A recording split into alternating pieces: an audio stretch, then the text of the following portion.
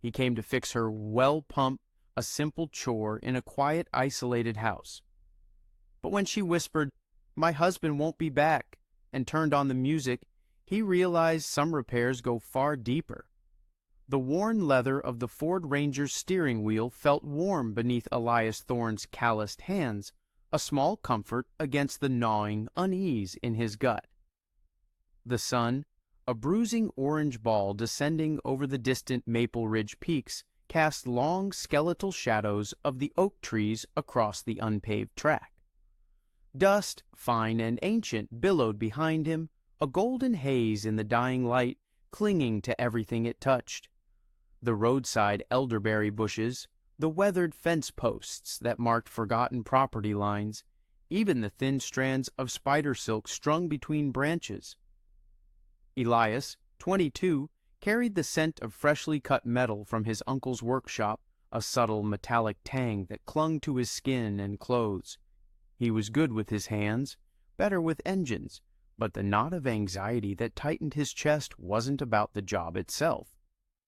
Mrs. Gable, a woman who baked him gingerbread cookies every Christmas, had been unusually cryptic. "The lady out on Cypress Bend. She's got a generator that's gone silent, and her husband, well, he won't be back to fix it." The words had hung in the air, heavy with unspoken meaning, leaving Elias to fill in the blanks, to imagine the quiet grief behind the polite request. He'd driven an hour and a half from Oakhaven Creek, leaving behind the familiar hum of the town and the echoes of his own recent quiet heartbreak. He was stepping into something unknown, and the air around him felt charged with a subtle electric tension. The farmhouse emerged from the dense, whispering foliage like a half-forgotten dream. It was large, 2 stories of faded periwinkle blue, with a generous wraparound porch that seemed to invite lingering. A massive weeping willow, its branches like trailing green hair, brushed against one corner of the house, a silent sentinel watching over the stillness. The generator, a hulking, rusted contraption, sat near a small, leaning shed, swallowed by a tangle of unkempt ivy and tall, seeding grasses.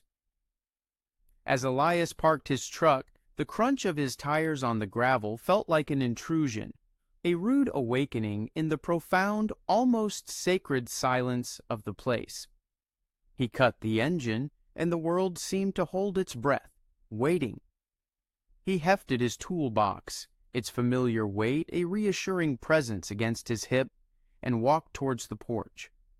The wooden steps groaned softly under his work boots. Before he could raise his hand to knock, the front door, a heavy slab of dark-aged oak, swung inward with a faint, drawn-out squeal. A woman stood framed in the amber light of the hallway, a silhouette at first, then, as he drew closer, her features emerged, sharp and refined. Her hair, the color of rich, dark earth, was pulled back, but a few rebellious strands escaped, framing a face that was strikingly beautiful, yet etched with a quiet, almost imperceptible sorrow. Her eyes, he noticed as he reached the top step, were a deep, shifting hazel reflecting the last rays of the sun, and they held a depth that made him feel small. She wore a dark, flowing dress that grazed her ankles and a thin, knitted shawl draped around her shoulders, a stark garment in the late afternoon warmth. She couldn't have been much older than 38, perhaps 40, but there was a timeless quality about her, a stillness that made her seem both ancient and utterly present. Her gaze was direct, unwavering, and Elias felt a curious jolt, a sudden awareness of her, sharp and undeniable. "You must be Elias," she said, her voice a low, melodic murmur like water flowing over smooth stones. There was no warmth in it, no easy welcome, just a simple statement of fact, her tone neutral, almost detached. Yet her eyes, those hazel depths, seemed to take him in, measure him, assess him. It was a gaze that saw more than just a young man with a toolbox. "Yes, ma'am," Elias replied, the words catching a little in his throat. He was used to the easy familiarity of his regular clients, the friendly banter, the appreciative smiles. This woman was different. Her quiet intensity was a barrier, yet it was also strangely compelling. He found himself wanting to breach it, to understand the story hidden in her eyes. "The generator," she said, inclining her head towards the shed, the movement graceful, almost fluid. "It just stopped. No warning. The well needs it. We've had no water since morning." "Right," Elias said, a little too quickly, feeling a blush creep up his neck. He walked past her, his boots making soft, hollow thuds on the porch planks. As he passed, a faint scent wafted towards him, something delicate and earthy, like rain on parched soil, mingled with a subtle hint of lavender.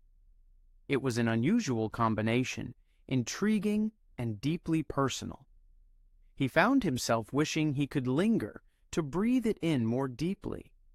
But he pushed the thought away, focusing on the task at hand, on the greasy challenge waiting in the shed. He spent the next hour consumed by the generator's stubborn intricacies, his wrenches clanking a rhythmic tune against Protestant metal, the multimeter beeping its cryptic diagnostics. The problem, he quickly ascertained, was more than a simple fuse. A piston was seized, likely a casualty of prolonged disuse and neglect. A mechanical heart stopped cold.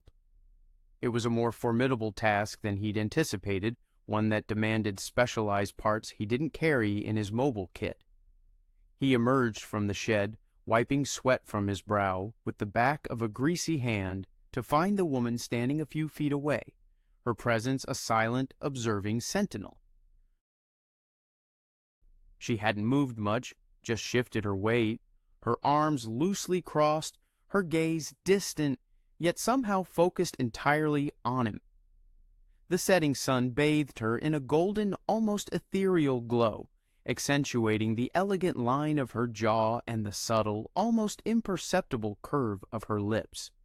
She was a study in quiet strength, a landscape of untold stories.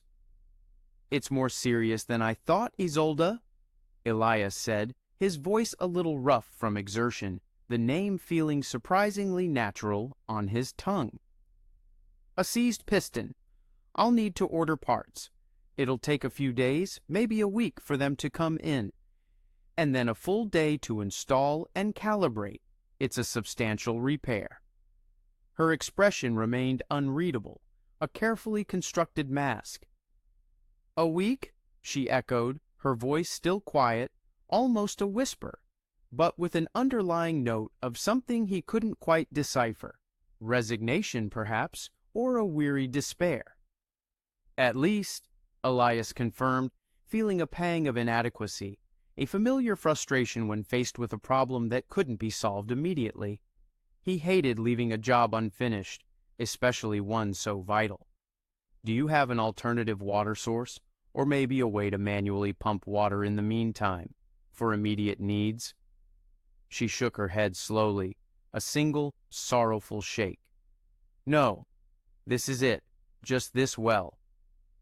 A beat of silence stretched between them, thick with unspoken implications, the profound isolation of her situation.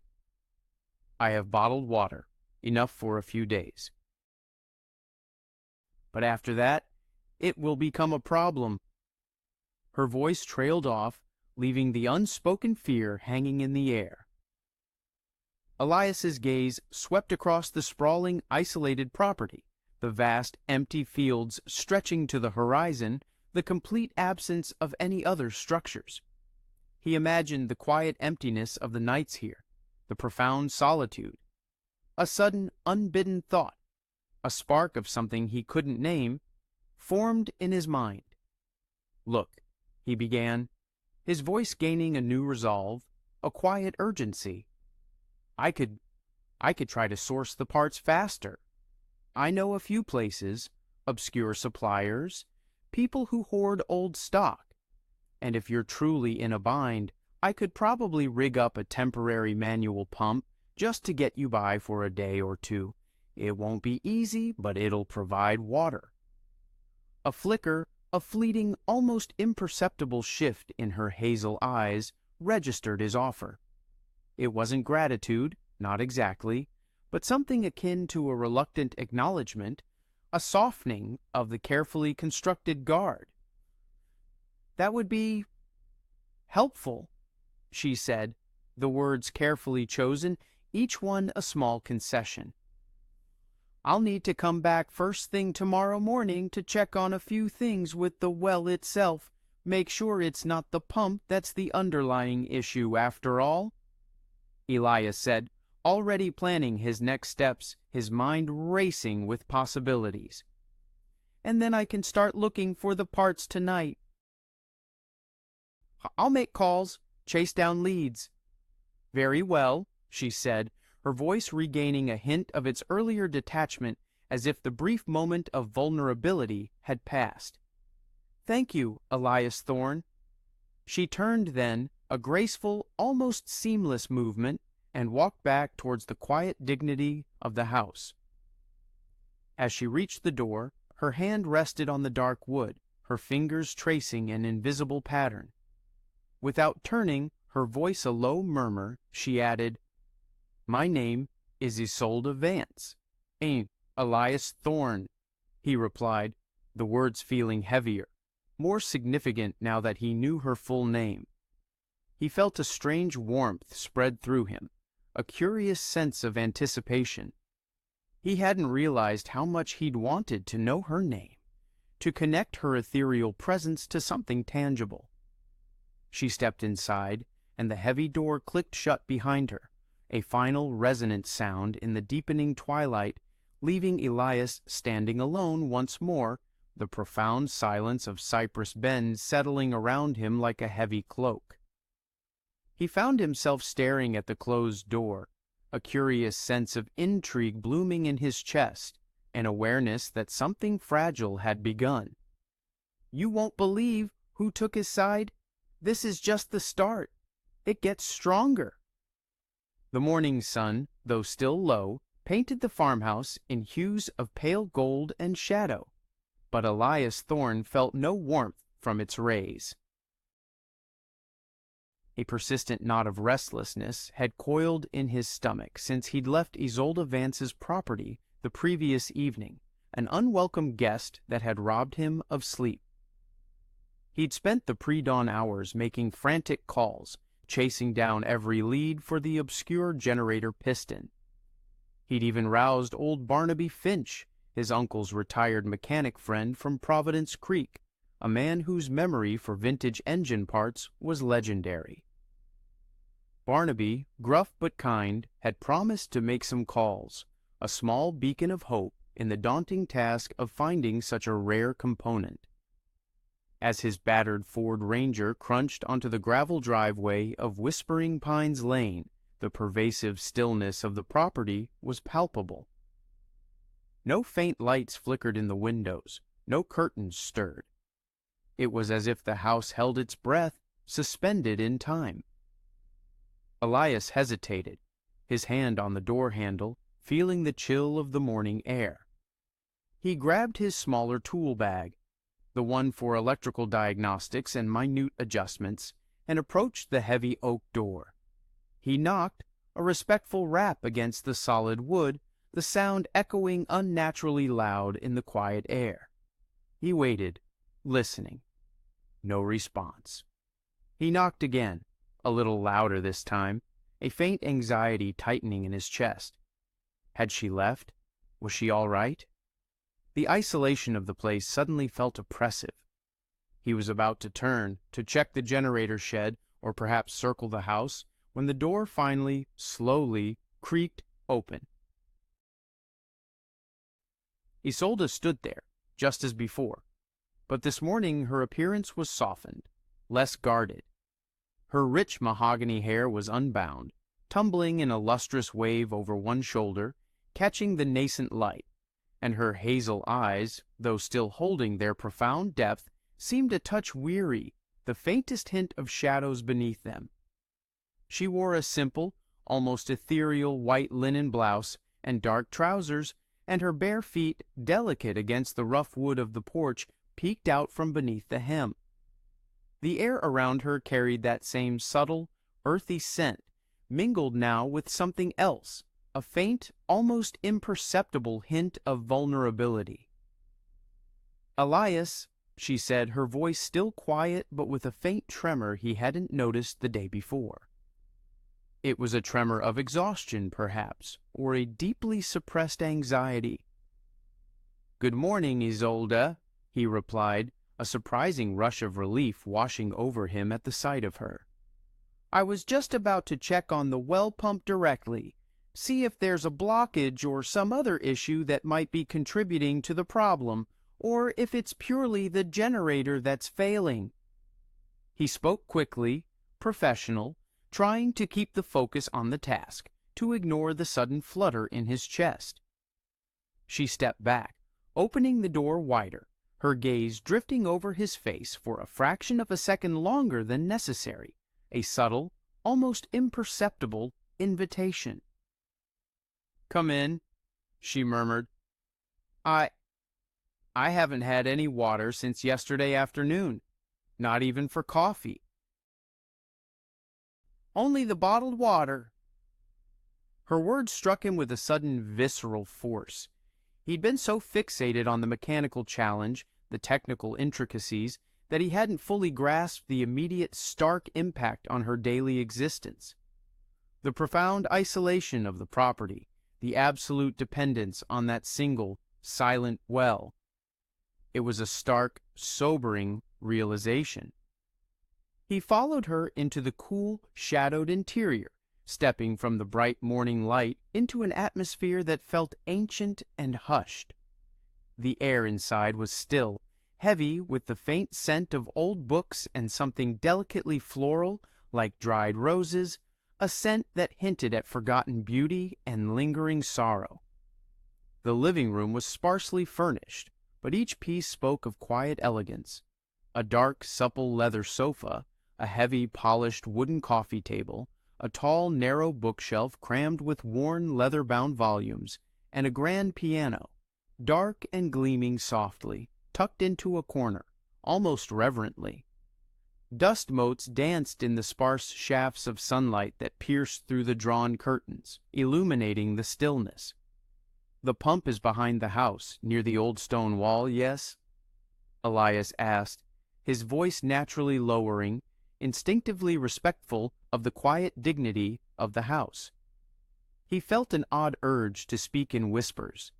She nodded, leading him through a narrow, dimly lit hallway that smelled faintly of cedar. "Yes, there's a small access panel almost hidden by the hydrangea bushes. It's tricky to get to." He spent another hour working, this time kneeling in the damp, cool earth behind the house, feeling the rough texture of the old stone wall against his arm. He meticulously examined the well pump and its intricate network of lines, his fingers tracing every connection, every potential point of failure. The air was heavy with the rich, earthy scent of damp soil and ancient stone. As expected, the pump itself hummed faintly when he connected his diagnostic tools. It seemed perfectly operational. The issue was undeniably, frustratingly, solely with the generator. When he finally emerged from the cramped space, wiping streaks of mud from his hands, Isolde was waiting on the back porch. She held a glass of water, one of her bottled reserves, and he noticed how carefully she sipped from it, as if each drop was precious. "It's definitely the generator, Isolde," he confirmed, his voice gentle, tinged with a faint regret that he couldn't offer an immediate solution. "The pump itself is fine. I'm still trying to track down those parts. Barnaby is making calls, reaching out to old contacts, but it's a rare piston. However, I can rig up a manual pump for you. It'll be slow, and it'll require quite a bit of physical effort, but it'll get you some water, until the parts arrive. "You would do that?" she asked, her hazel eyes meeting his, and this time he saw it clearly, a raw, almost desperate vulnerability in their depths, a hint of something deeper than mere inconvenience. It was a plea for comfort, for help, for a momentary reprieve from her solitude. "Of course," Elias said, a strange, fierce protectiveness blooming in his chest. It was an unfamiliar feeling, this sudden, strong urge to alleviate her burden. "It's the least I can do. No one should be without water, especially out here." He turned and walked back to his truck, pulling out lengths of sturdy PVC pipe, a hand pump, and an assortment of clamps and fittings. It was going to be a jerry-rigged contraption, something cobbled together from odds and ends, but it would function. He worked for another 2 hours, the mid-morning sun beating down, sweat plastering his hair to his forehead, his muscles aching with the effort. Isolde remained nearby, a silent, graceful presence, neither interfering nor offering help, simply observing. Sometimes he'd glance up, feeling her steady gaze upon him, and their eyes would meet for a fraction of a second before she would quickly, almost imperceptibly, look away. The silence between them wasn't awkward. Rather, it was a heavy, pregnant silence, thick with unspoken thoughts and unacknowledged emotions. By midday, the makeshift pump was operational. It was crude, but effective. He showed her how to use it, demonstrating the rhythmic, deliberate motion needed to draw water from the depths of the well. She tried it herself, her movements a little clumsy at first, then gaining a steady, graceful rhythm. Water, clear and cool, gushed from the spout, filling the bucket with a satisfying, almost miraculous rush. She dipped a slender hand into the cool liquid, then splashed a little on her face, a small, almost imperceptible sigh of relief escaping her lips. "Thank you, Elias," she said, her voice softer than he'd heard it before, laced with an undeniable, deep relief. "You truly are a lifesaver. I don't know what I would have done." Elias felt a familiar flush creep up his neck. "Just doing my job, ma'am," he mumbled, suddenly feeling awkward, his heart doing a strange little flutter. She smiled then, a small, sad smile that transformed her face, making her look younger, yet more profoundly beautiful. It was a fleeting moment, a ghost of a smile, gone almost as soon as it appeared, yet it left an indelible mark on him. "Please, Elias, call me Isolde." "Isolde," he repeated, testing the name on his tongue. It felt different, more intimate somehow than ma'am. They stood there for a moment, the only sounds the gentle dripping of water from the pump and the rustle of leaves in the ancient oak above them. The sun was directly overhead, casting harsh, short shadows. Elias realized he was famished and probably covered in a fine layer of dust and grime, but a strange reluctance held him rooted to the spot. The quiet camaraderie that had settled between them, fragile as it was, felt strangely comfortable, almost precious. I should head back," he finally said, breaking the spell, the words feeling like a forced expulsion. "I'll keep you updated on the parts, Isolde. I'll call Barnaby again tonight." Isolde nodded, her gaze fixed on the filled bucket, as if the water held some profound secret. "Of course." She paused, then, as if making a sudden, impulsive decision, she looked up at him, her hazel eyes searching his, a flicker of raw, unspoken need in their depths. Are you hungry, Elias? I have some bread and cheese. It's not much, I'm afraid, but it's something. You've worked hard." Elias's stomach rumbled in enthusiastic agreement, a surprisingly loud protest against his earlier polite refusal. "I wouldn't say no to that, Isolde. Thank you. That's very kind of you." She led him back inside, and this time the house felt a little less dim, a little less unwelcoming, as if a quiet warmth had begun to spread through its ancient bones. She set out a small wooden board on a round, worn kitchen table, crusty homemade bread, a generous wedge of sharp cheddar cheese, and a small ceramic bowl of briny olives. She also poured them each a glass of cool filtered water from one of her bottled reserves, a gesture that felt intimately thoughtful. They ate in a comfortable silence, the only sounds the gentle hum of the old refrigerator and the distant chirping of sparrows outside. Elias found himself subtly studying her, watching the way her long, slender fingers gracefully broke the bread, the thoughtful expression on her face as she chewed. There was a quiet dignity to her every movement, a restrained elegance. After they finished, she began to clear the table. As she reached for his plate, her hand, delicate and cool, brushed lightly against his. It was a fleeting touch, almost accidental, yet a jolt, hot and instantaneous, shot up Elias's arm, a sudden electric awareness of her proximity, the warmth of her skin. He felt a sudden, inexplicable rush, a dizzying moment of recognition. She pulled her hand back quickly, almost instinctively, and for a long moment her eyes met his, wide and startled, before she quickly averted her gaze, a faint, telltale flush rising on her pale cheeks. The air thickened, charged with a subtle, unspoken tension.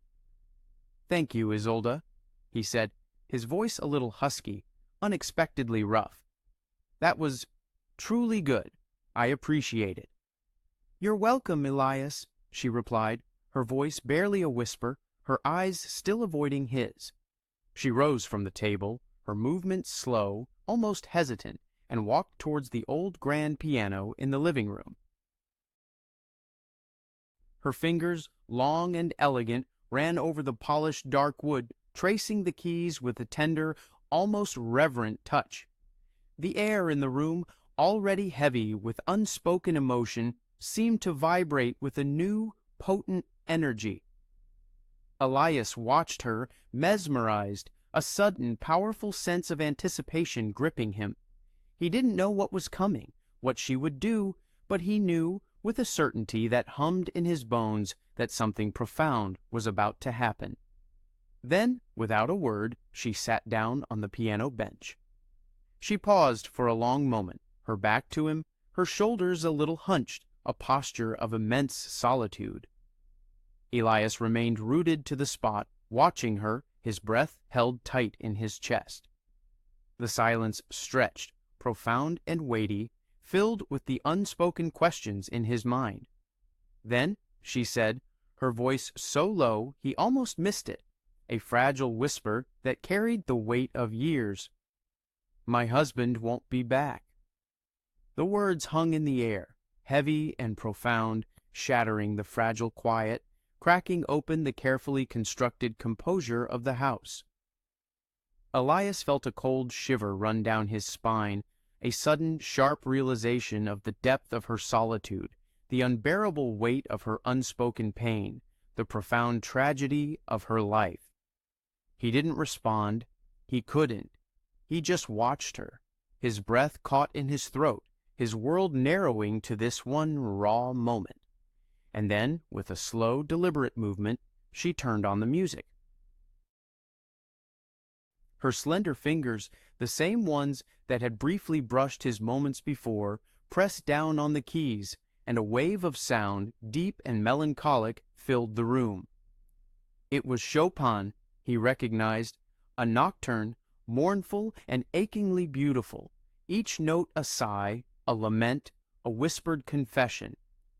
The music wrapped around him, pulling him deeper into her world, a world steeped in quiet sorrow and profound loneliness. He felt a powerful and almost desperate urge to reach out, to offer some comfort, some solace, but he remained rooted to the spot, caught in the spell of her music, of her unspoken, raw confession. "What happens now," no one expected, but it's what restores fairness. The final, lingering chord of the Chopin nocturne faded into the profound silence, leaving behind an echo that vibrated not just in the air, but in Elias's very bones. Isolde remained at the piano, her shoulders still slightly hunched, her head bowed in quiet reverence or profound grief. The atmosphere, once merely quiet, was now dense, heavy with the weight of her revelation, with the unspoken sorrow that had been carefully contained within these old walls. Elias felt a complete internal shift. He was no longer just the young mechanic who'd been called to fix a broken machine.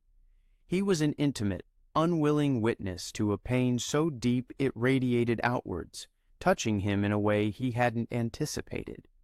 He felt a fierce protectiveness bloom in his chest, a yearning to somehow alleviate her burden. Slowly, almost imperceptibly, Elias pushed himself up from the kitchen chair, the creak of the wood sounding jarringly loud in the sacred quiet. He walked, drawn by an invisible thread, towards the living room, towards her.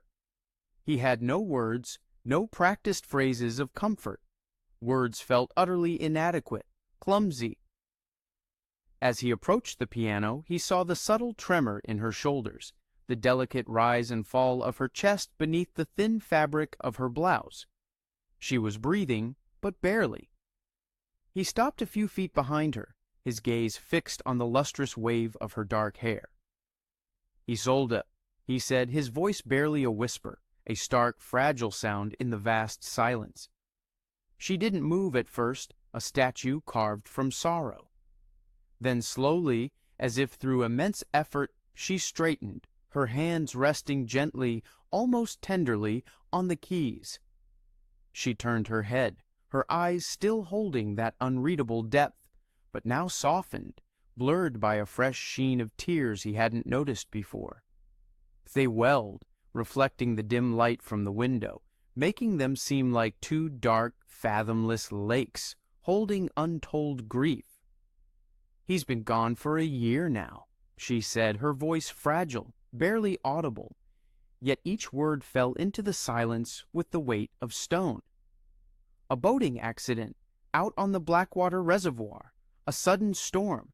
They never found him. Not a trace." Elias felt a sharp, agonizing pang in his chest.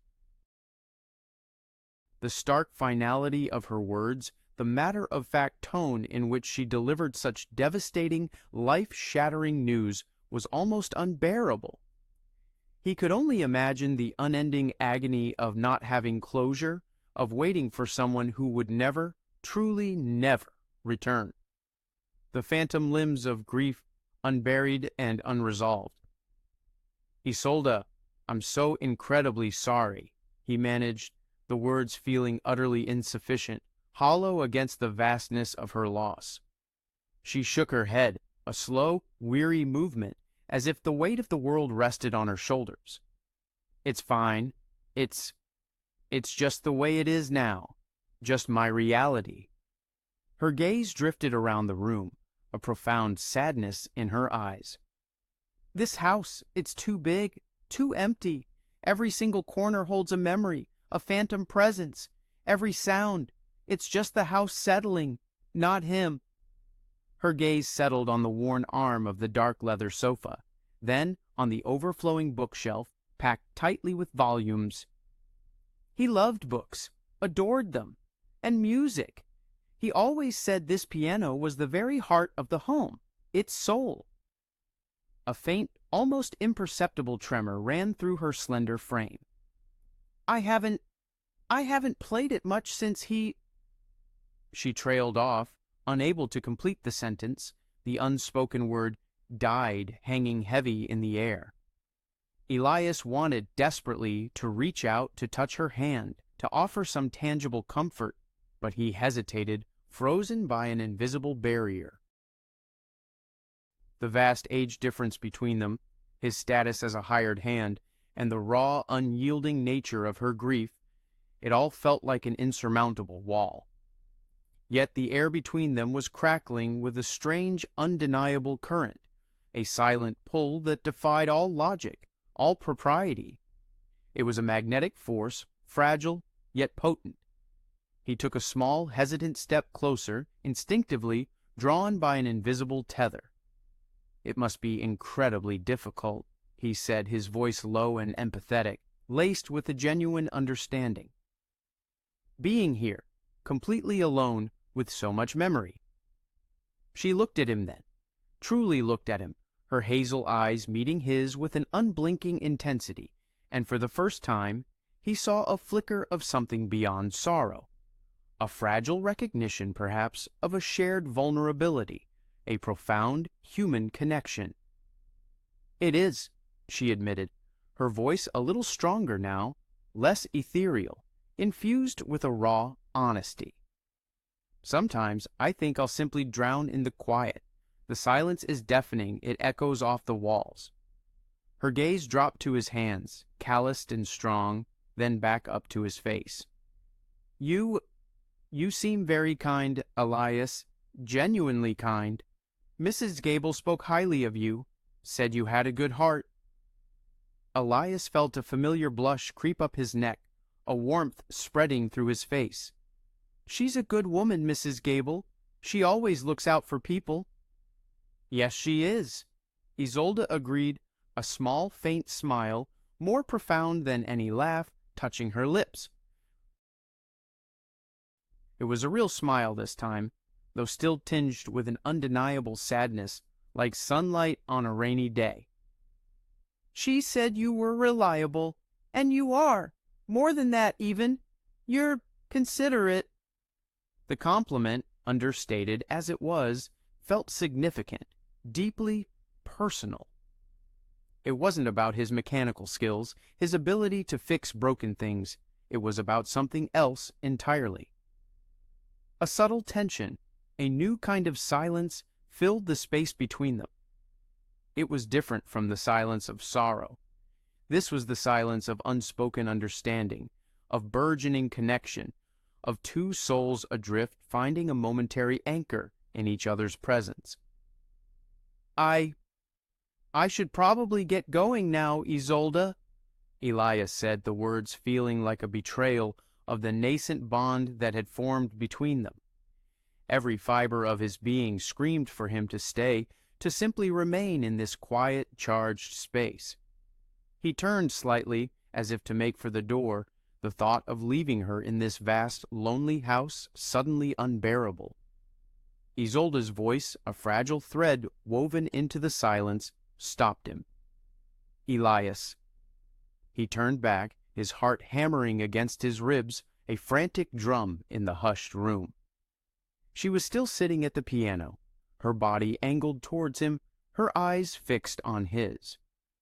There was a raw, pleading look in them now, an almost desperate vulnerability that stripped away all her earlier composure.